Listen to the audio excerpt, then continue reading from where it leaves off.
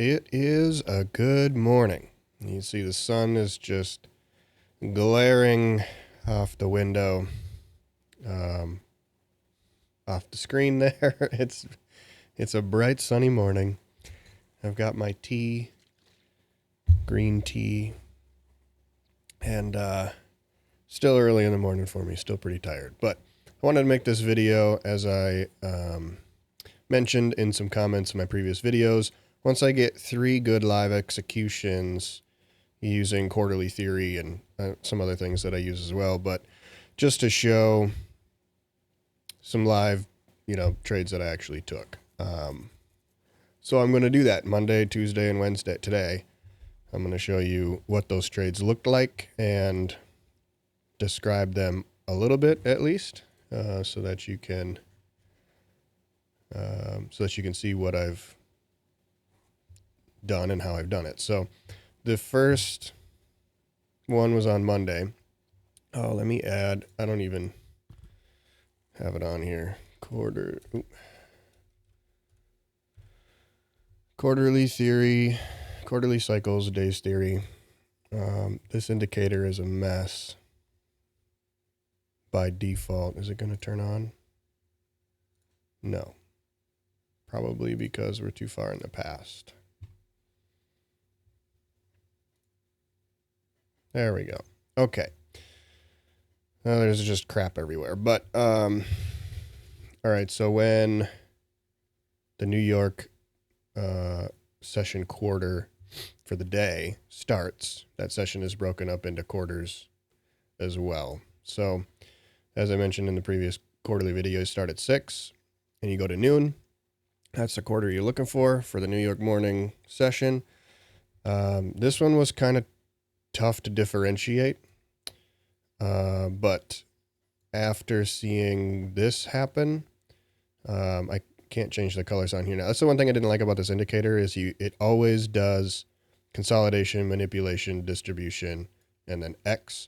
Some days you have X first, and then accumulation, manipulation, distribution, which is exactly what happened today. So I'm not going to change the colors, but this is blue as it is a slight reversal from, or a continuation. This isn't really a trend. It's pretty much just straight across. But, and then this is considered accumulation because that is manipulation. It's pretty obvious. When you get candles like this, especially candles that are pumping and have very little wicks, and if anything, very little to no bottom wicks, and it's just close to open, close to open, close to open, close to open, where there's no real overlap, straight manipulation almost every time. It's very easy to pick out once you know to look for that. So quarterly theory is great. I've been dabbling back and forth between market maker seller buy models, quarterly theories, and 90-minute cycles that are kind of like quarterly theory, but it's only 3 90-minute cycles, and it starts at, I think is it 7? Yeah, it starts at 7 instead of 6. So it's only got 3: accumulation, manipulation, distribution. That's it. So I've been messing around with stuff just to see what helps give me the best kind of context and narrative to price action. So anyways, this was Monday's trade. What happened was, this is, we'll call it continuation. This was accumulation. This was obvious manipulation. There was a PD array up here that it came into, I think. Nope. So my notes are, saw the buy side sweep and SMT at the top. So we must have, swept almost all the buy side. There's no real need to go all the way to the top as people trail their stops down. So we swept that buy side from the previous quarter. daily quarter. And there was SMT at the top. I believe it was with ES. I really only look at SMT with ES for the most part. I have been working in SMT with Dow, as I've noticed that it also it works pretty well. But Dow is its own thing, man. ES and NQ can be correlated and running in one direction and pumping higher and higher, and Dow's going down. I don't know why, but Dow is its own special little character. So after that SMT and that buy side sweep, we had a market structure shift right there with that big down close candle. So we've got displaced. So we got some, I'll explain these gray boxes in a second. So we've got the buy side sweep, the SMT at the top, which was like right here. Sorry for all the garbage from this other indicator, this quarterly indicator. You really got to clean it up if you're going to use it. In fact, let me take off the macro on the top because that always gets in the way. So we'll get rid of that. So we've got SMT at the top. We've got a market structure shift, and it does displace quite well and comes right back to a fair value gap and the order block left here. So I shorted and wrote it down to the original consolidation down here. Done and done, 95 points. So that's that one. We can talk about some of the other stuff later. Oh yeah, get out of here.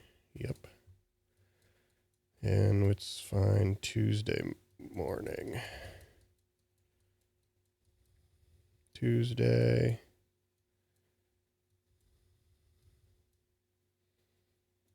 No, it wasn't morning. It was afternoon, I think. Yep, there it is. So this was an afternoon trade in the quarterly cycle dealio. Again, this is X, as you can see. It is a reversal from the previous cycle. This is clearly accumulation compared to this, right? So you got to watch those first two and decide, is this consolidation or is this consolidation? Hold on, I think I got to sneeze. Whew. Okay, so this is consolidation then, and basically when it's the end of the day, because it's technically a shortened quarter, you get continuation or reversal here, accumulation here, and then you get an end of day distribution. I mean, or manipulation, but either way, that's all you get. You don't get another cycle after that. And especially when we've been chop all day, that end of day macro really is all that's left and all that you'll get at the end of the day. You can kind of count on that end of day macro if the most of the entire day has just been chop, which tends to happen after a big, huge London drop like we had. So what I saw here was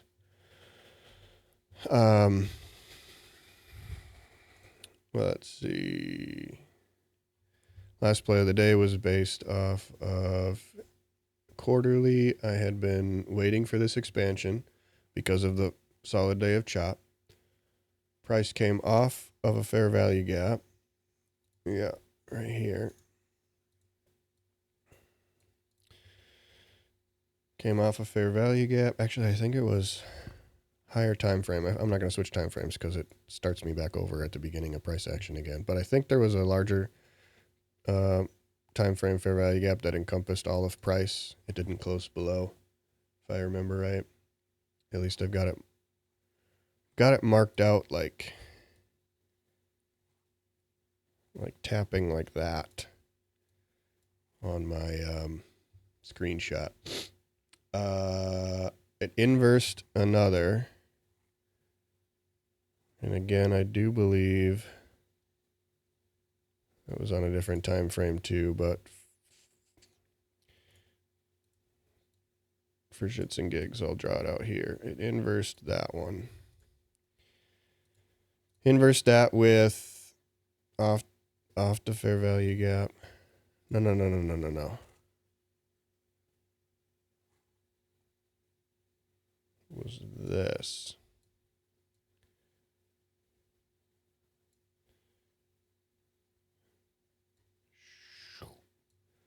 So it came off of this fair value gap, inversed this one again.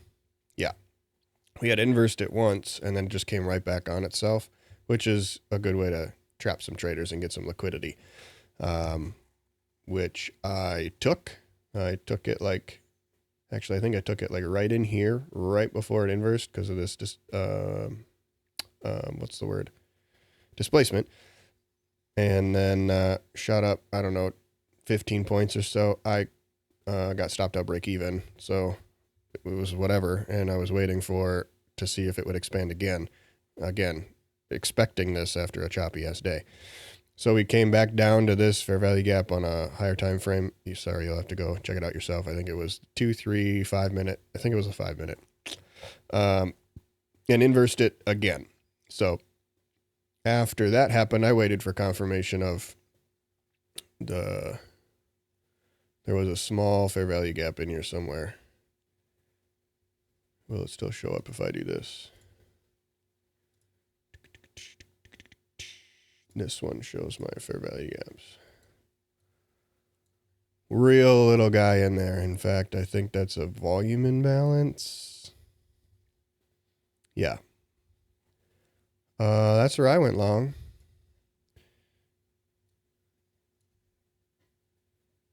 Much later than I would have liked. I would have preferred. I don't like to say I should have done this, I should have done that. That doesn't help you. I would have preferred if I had entered off of this fair value gap against expecting an expansion. I'm not expecting price to go lower, so I knew this was all just manipulation anyway. Or at least entered off of the inverse, but I've been trying to enter off of certain things, so I'm kind of sticking to that, and inverse is not one of them. And there it goes. So the aim was up here, higher time frame, fair value gap.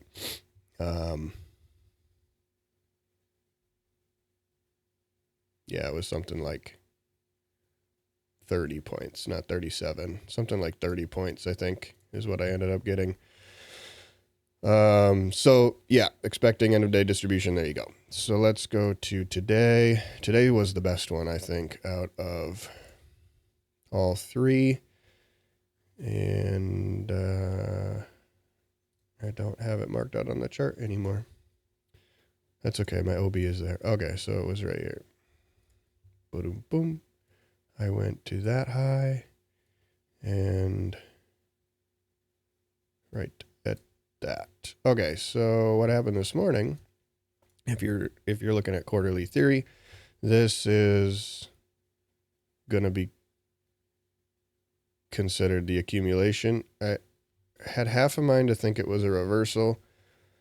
So I was kind of watching as this 90-minute cycle was starting. Is this going to be accumulation or manipulation? So this one was a little bit, I don't know, a little bit different because I don't think this is really accumulation. I mean, technically, all night London was very consolidating, but it ended up taking this low, reversing all the way up here and taking this high. So what changed my mind was this string of candles right here. Like I explained earlier, when you see candles that go open to close, open to close, open to close, there's literally no wicks on these. Straight manipulation. It hit this high time frame fair value gap I have marked in blue up here and worked its way to take buy side. There's a session high right here. You can see by the red line from the previous quarter. So it took out some buy side and I'm like, all right, we're in a high time frame fair value gap. We've taken some buy side. This sounds a whole lot like Monday. So I kind of watched. And like I mentioned, working in some market maker buy and sell models, this looks very market maker sell model. You see a nice stair step up, building liquidity along the way to target as we come back down. So this is manipulation in the manipulation quarter. But as I stated in the previous video, once the manipulation happens, and the manipulation happens anywhere within this cycle, the distribution can happen immediately after, even if we haven't moved over to where it turns green. Like, it's just because it's gray, blue, red, or green doesn't necessarily mean you have to wait for that, right? So we had the manipulation here at that point. From this point forward, we just look for distribution now. Manipulation's been done. Price isn't going to just wait for you to turn green, and so forth. So, I mean, manipulation could happen over here in the gray or blue, whatever day it is. So you just got to kind of watch it. It's just kind of a guide to outline areas where things are supposed to happen. So saw that happen. And what I waited for, if we were to solely follow quarterly theory and some ICT concepts like that, on top of that, I mean, that's your market structure shift. And we retrace right to a fair value gap. It does tap this order block here as kind of an extra confluence. And you can take your short and go. What I waited for was incorporating a market maker sell model into this. It looks very market maker model. So after whatever happened up here, it doesn't look like there's an option for SMT up here. I didn't really look for SMT, but these highs look pretty much equal. So probably not an SMT up there. We got a low risk sell at that first fair value gap, which breaks market structure. And then we've got the first stage distribution, which is quite short. It only comes down to here. Normally first stage distribution crosses 50% of the entire range on the other side, and it did not. If it doesn't, it has a higher probability chance to just reverse and keep going on trend. Not that it is a high probability, but higher probability than if it were to take or trade below 50% of this leg. But nonetheless, I was feeling confident with it because of this distribution. Let me zoom in. I always keep things so small. So this 3 candle, well, basically 2 candle distribution left a fair value gap in the way, in its wake, I should say. Caused the market structure shift, retraced, saw even more distribution, and I quite like that. We pretty much filled the imbalances here. So, so my thought was there's nothing now to hold it back from going all the way down here. So either it's going to reverse and blow through 1, 2, 3 order blocks and 2 fair value gaps, and this is a breaker. Either it's going to blow through all of that, or it's going to drop. And to me, the probabilities were higher that it was going to drop and not blow through a pile of PD arrays, including this higher time frame PD array over the top of everything. So to me, there was just a lot stacked up here, right? So I entered there with the order block. It only went to, I bet it went to mean threshold.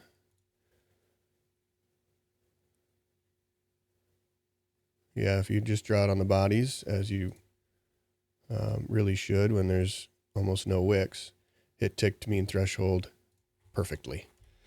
Respected that fair value gap and traded down for a good 28. Yeah, about 28 points, I think, is what I got out of it.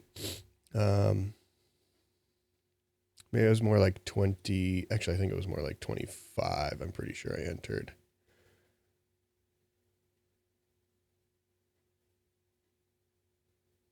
Let me see here.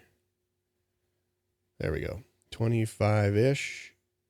Something like that. Yeah.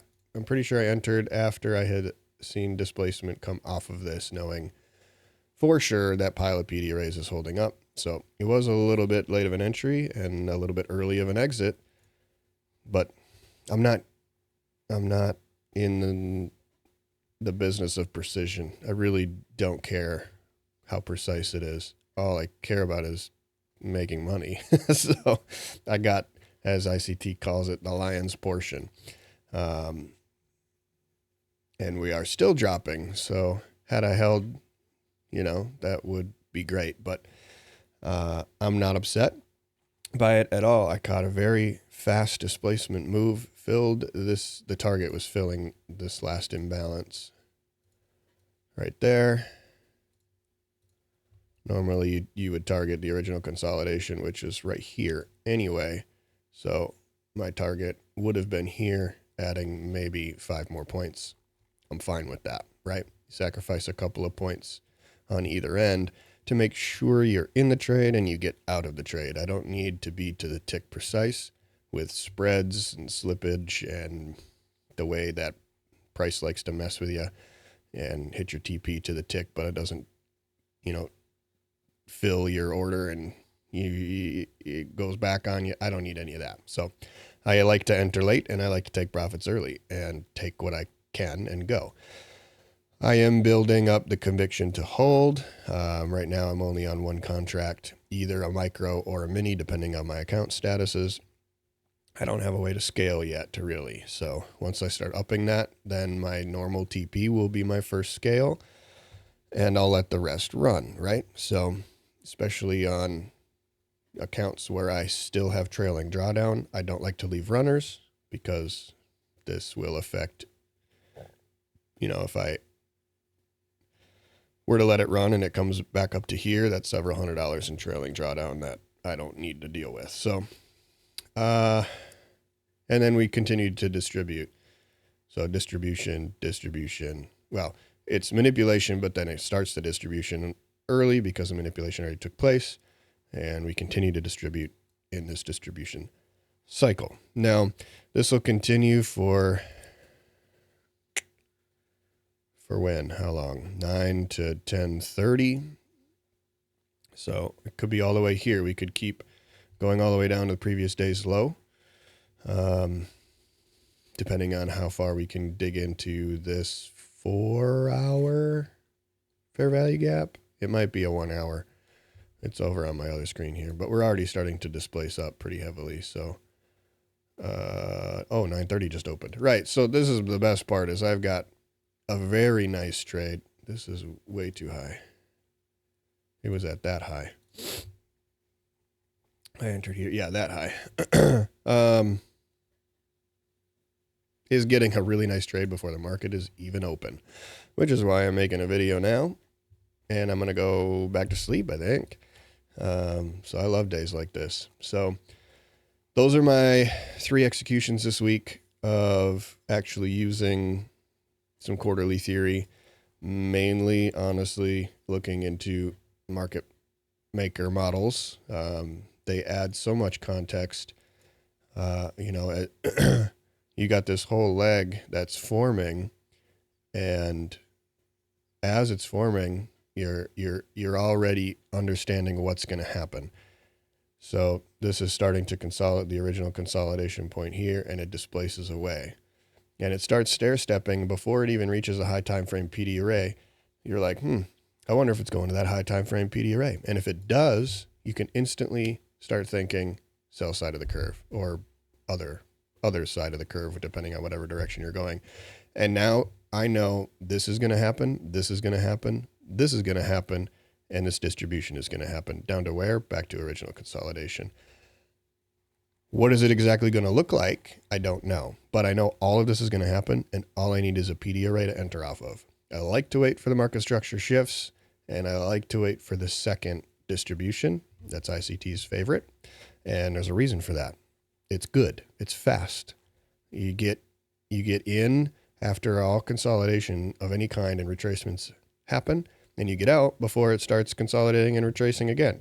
You're in and out in the best delivery possible out of this whole section of price action. So I love it, and I've been studying it pretty heavily, but it works really well with quarterly theory also. In addition to that, like I mentioned, I am trying just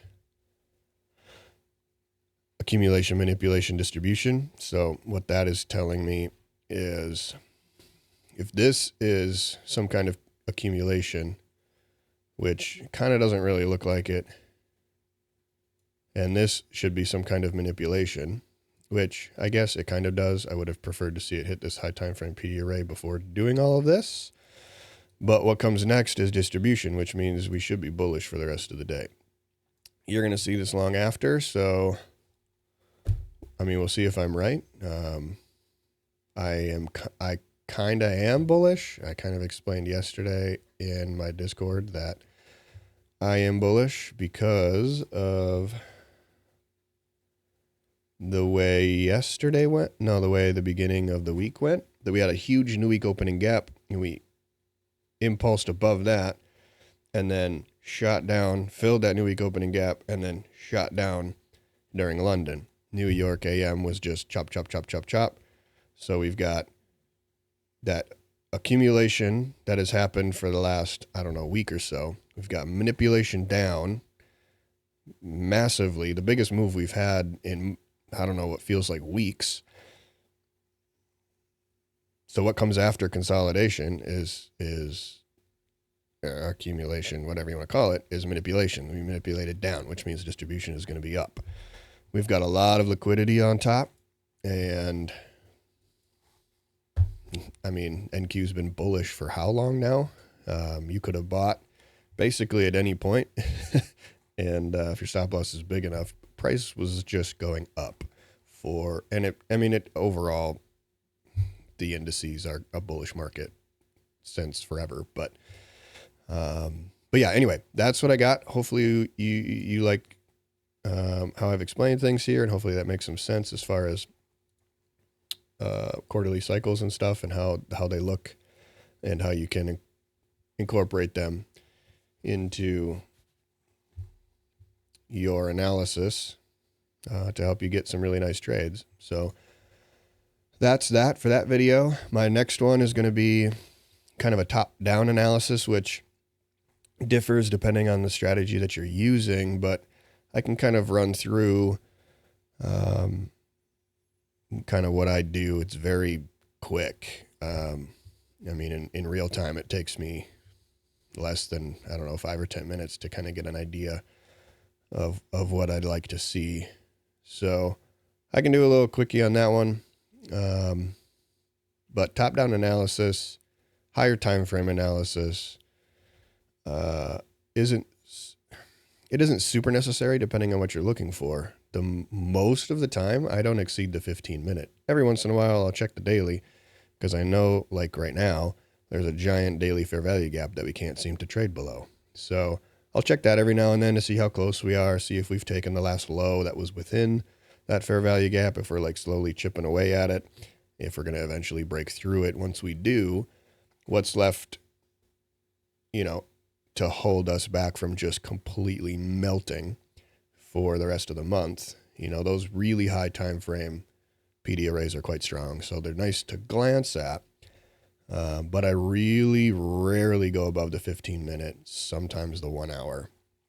That's pretty much about it. So whatever, I'll do that and show it on the charts and stuff in the next video. So links are in the description for all my goodies you will see. That includes a lot of prop firm discounts. Apex is running probably the best sale out of any prop firm out there at the moment. 80% off both recurring and first month and 1 day pass. So you can just full port this baby, and it's just an eval. So full port it, get yourself a funded account real quick, or use the eval to practice and behave yourself with it. So check that out. My Discord link is in there too if you want to join up. Right now it's still quite small. We've been gaining some members though, so that's nice. It is a very mature, close-knit kind of group. We really focus on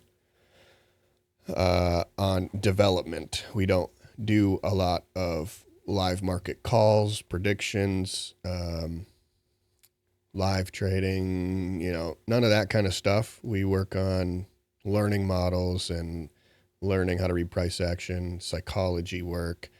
It's a really good group. Really good conversations are had there. We share our executions to teach each other and that kind of thing, and show what we see and explain, kind of like what I'm doing in this video, to the people in the group. So really nice if you want to check that out.